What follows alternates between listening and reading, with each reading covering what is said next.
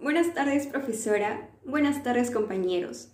En esta oportunidad, al grupo 9, conformado por Quispe Machaca, Cledy Melanie, Rafa Valenzuela Luciana, Ríos Torres Nicole, Rojas José Octavio Sebastián, Rojas Sánchez Ruth Yajaira, Rosales González Samuel Ignacio y quien les habla, Quispe Alcócer Connie Jocelyn Yasmín, tenemos el agrado de compartir con ustedes un tema muy importante, el cual es Noam Chomsky y la gramática generativa.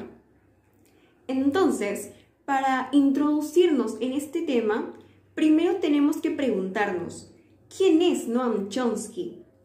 Pues él, en primer lugar, nació el 7 de diciembre de 1928 en Filadelfia y es considerado como el padre y fundador de la lingüística moderna. ¿Por qué? Porque él es el autor de la gramática generativa, puesto de que transformó los conceptos más esenciales de la gramática en general. Dicho esto, procedo a explicarles qué es lo que piensa él sobre la adquisición del lenguaje.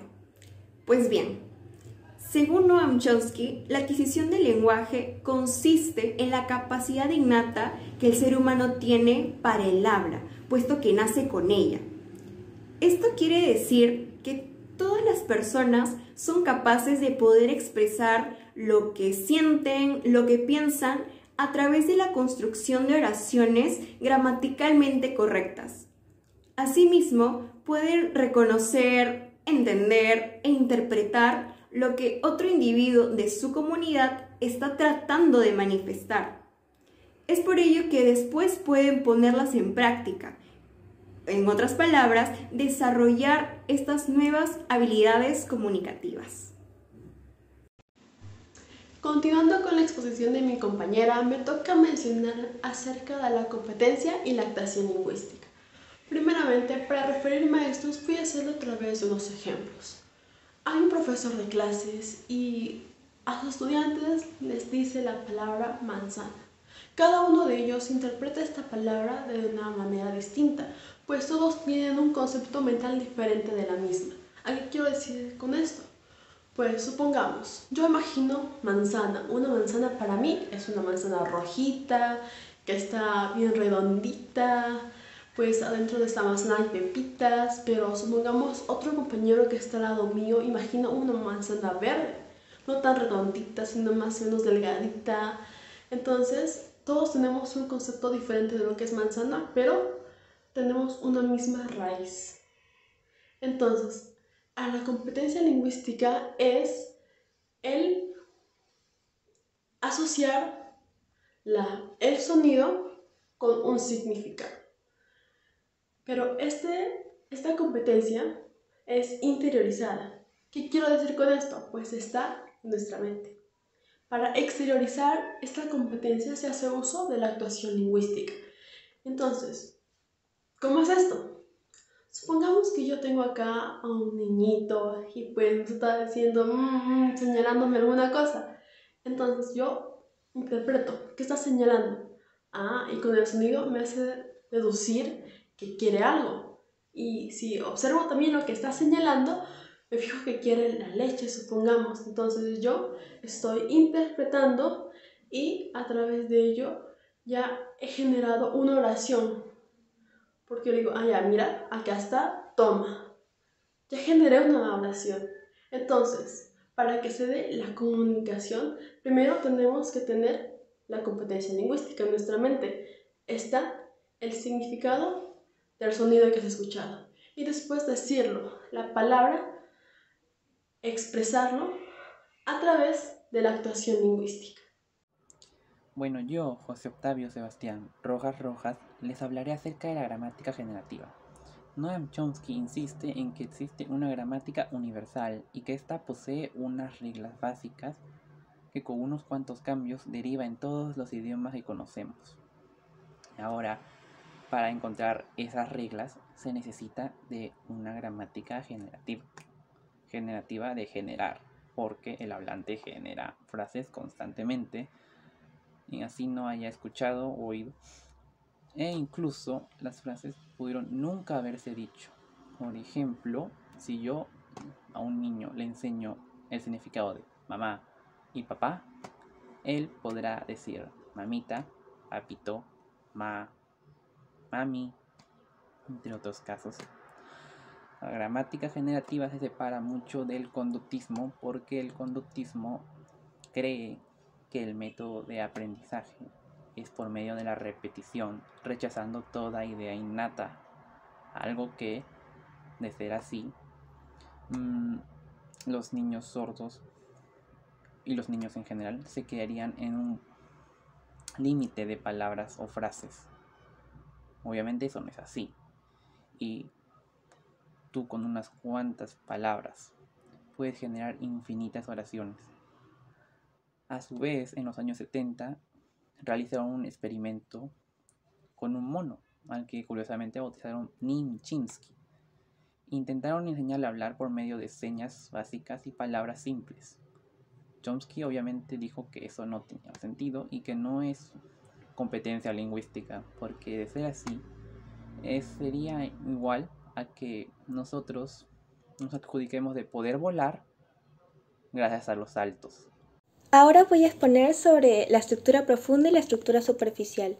Todas las oraciones poseen una estructura profunda, que es la que contiene el significado de la oración, y una estructura superficial, la cual nos muestra la forma en la que está presentada la oración, de forma dicha o escrita. Visto desde otro punto de vista, nosotros podemos decir que la estructura profunda es imprecisa, mientras que la estructura superficial es más un carácter físico.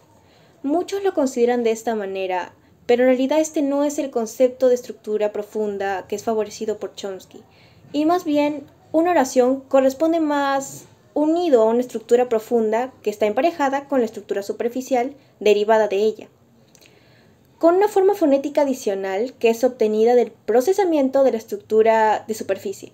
Se ha sugerido de diversas formas que en realidad la interpretación de una oración fue determinada únicamente por su estructura profunda, por una combinación de tanto estructuras profundas y superficiales, o también por algún otro nivel de representación en conjunto. Lo más notorio en los avances de las propuestas de Chomsky es que la parte honda de cualquier frase o oración será semejante en cualquier idioma. Sin embargo, también se puede dar el caso contrario. En lugar de una estructura profunda con varias posibilidades de estructura superficial, también pueden producirse una oración que tenga una sola estructura superficial y distintas estructuras profundas. El estructuralismo clásico solo se ocupaba de las estructuras superficiales, pero no tenía verdaderas respuestas para las estructuras profundas. También expuso que las lenguas se diferencian solamente en la estructura superficial de sus oraciones, porque en su estructura profunda están siempre los significados más que nada básicos profesionalmente o propiamente socioculturales. Mi nombre es Samuel Ignacio Rosales González y el día de hoy voy a hablar de los componentes gramaticales según Noam Chomsky. Estos componentes vienen a ser 3. Vamos a empezar por el componente sintáctico. Este componente estudia la estructura de la oración, sus funciones y sus conexiones. Vamos a hacer un ejemplo para que podamos entender. Janet cantará mañana. Esta oración tiene un sujeto y un predicado y sus respectivos modificadores. Pero no entiendo. Bueno, esta oración está sintácticamente correcta, ya que el orden es perfecto para que se pueda manifestar la comunicación. El segundo componente es el componente fonológico. Este componente se encarga del sistema de sonidos de la lengua y de cada lengua en particular. Un ejemplo podría ser el balbuceo de los bebés hasta formarse las palabras. Estos sonidos son estudiados por el componente fonológico. El tercer componente es el componente semántico.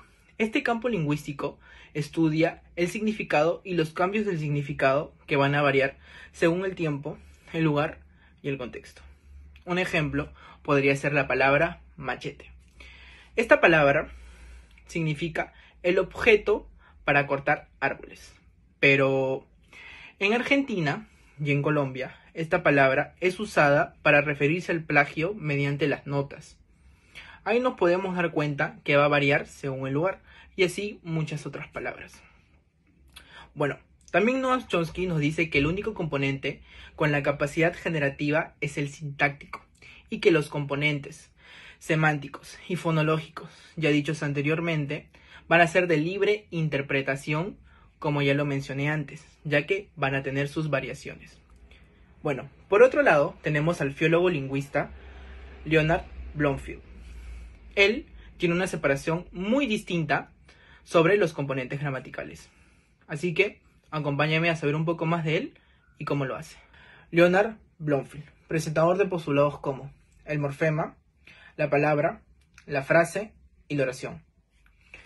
Él divide los componentes gramaticales de una manera muy distinta a la de Chomsky.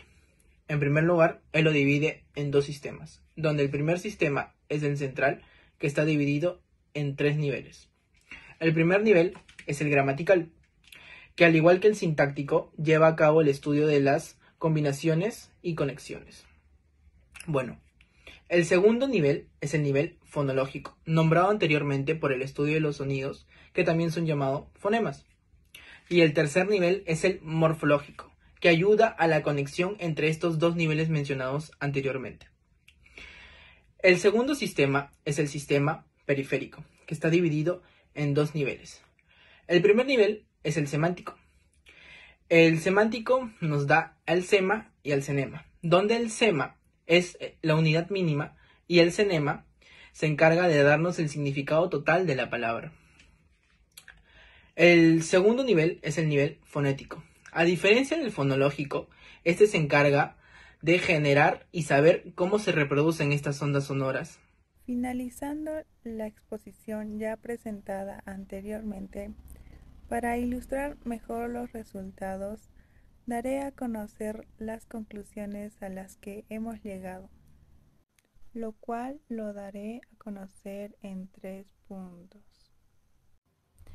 El primer punto sería de que la competencia y la actuación lingüística permita que exista la comunicación. El segundo punto sería de que el dominio lingüístico ayuda a la gramática a darle cohesión, estructura, transmisión a las palabras, haciendo su posible entendimiento. El tercer y último punto sería de que los componentes fonológicos y semánticos varían según el canal donde se manifiesta. Por otro lado, el sintáctico es fijo, pues ello se encarga de generar las estructuras. Agradezco su grata atención a esta exposición que es del grupo 9.